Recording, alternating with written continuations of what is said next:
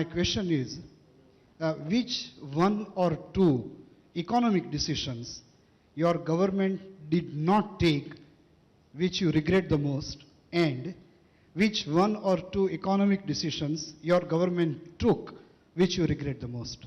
Thanks. I am stressing the obvious when I say that this was a coalition government, and this coalition government naturally had parties which did not fully agree with the program, reform-oriented economic program that we had in mind. But on the whole, I would think that the stress on infrastructure, which we tried to implement through having both highways and rural roads, the stress on communication expansion, the stress on providing Kisan credit cards to all the Kisans in the country. These were some of the important economic decisions taken by this government and which have benefited the country. I wish that the network of roads that we were laying down, if we had been able to complement it, supplement it by the proposal of interlinking of rivers, the two together would have brought about a radical change in the present situation. So far as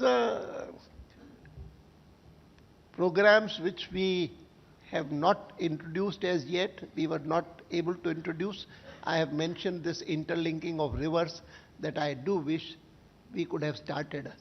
For 2 years, the task force was laying down the basic plans because all states had to be consulted, and Suresh Prabhu, who was the convener of this particular scheme, did a lot of good groundwork. I wish the present government, which has not either scrapped it or said that it will do it, and which said that we are looking into it, we are considering this matter, I hope that they pursue it. Sir, you very rightly mentioned that one of the serious problems of our country is the governance levels, and that needs improvement. Do you believe that governance at the center improvements have been more than governance levels in the various states? I wouldn't claim that. There are states which are, even in the matter of governance, doing pretty well. Some states belong to my party, some states belong to other parties. And so to try to distinguish between the central government and the state government, firstly, they are both complementary to each other, with this major difference that the state governments lack resources which the central government has.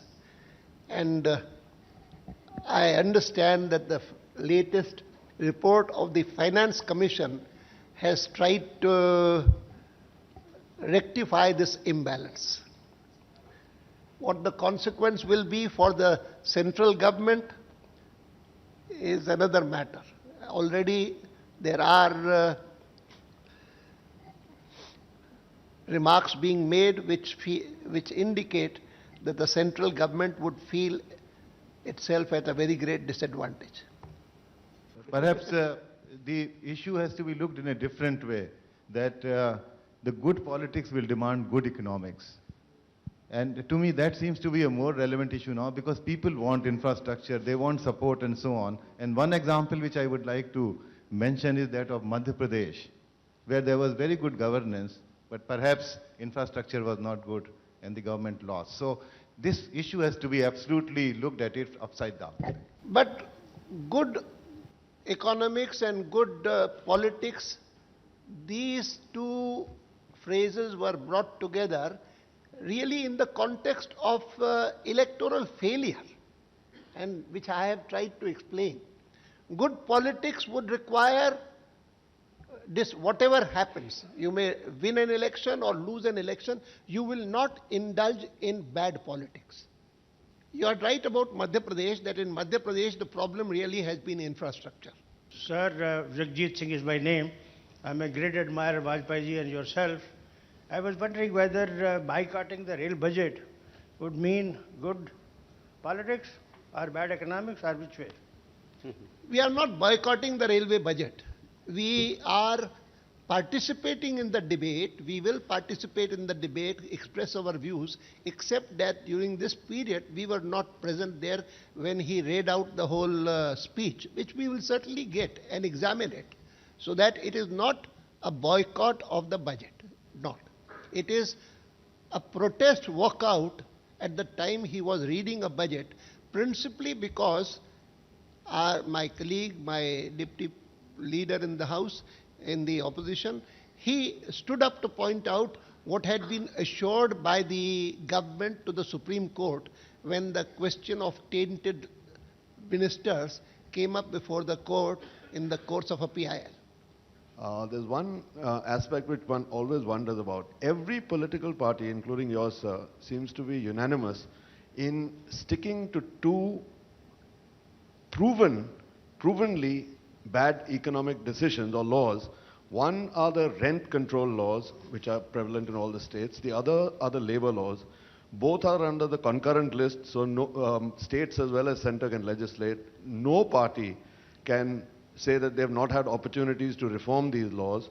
No party can say honestly that they believe in the efficacy of these laws. Why have you continued with them without any changes at all? Rent control laws are mainly in the states.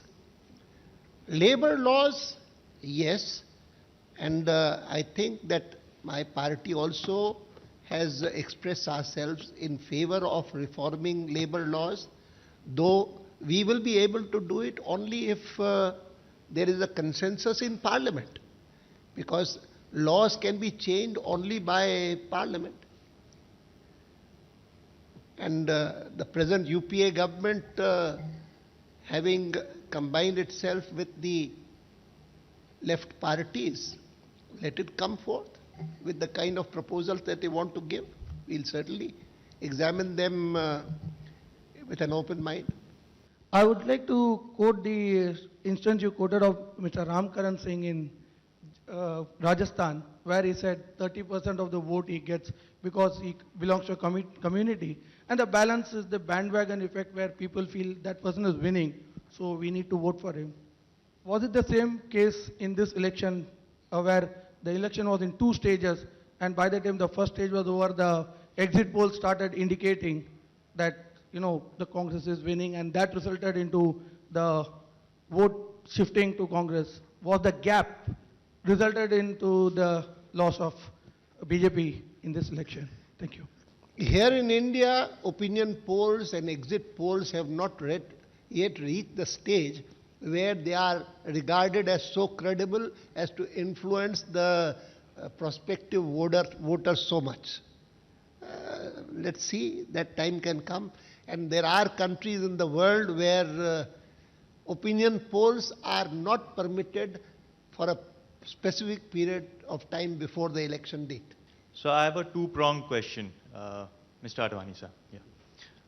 The first is regarding Mr. Narendra Modi, Gujarat. Now, apparently, the party has been divided within itself on quite a few occasions, and it has come to fore on more occasions than one. We know fully well that there is a lack of economic, and again, despite advertisements by the Gujarat government, because of the hard line of face of Mr. Narendra Modi. Is it bad economics and bad politics to retain him in Gujarat despite all these happenings? Secondly, of course, is something more topical about the victory in any states. You said that you have learnt lessons from the past, from the elections which were held the last year where you lost out. Do you think you've made any economical and political changes enough to ensure victory in these elections? The first question relating to Narendra Modi, I can only say that the image of the Gujarat government created in the past few years is not fair to either Narendra Modi or to his colleagues.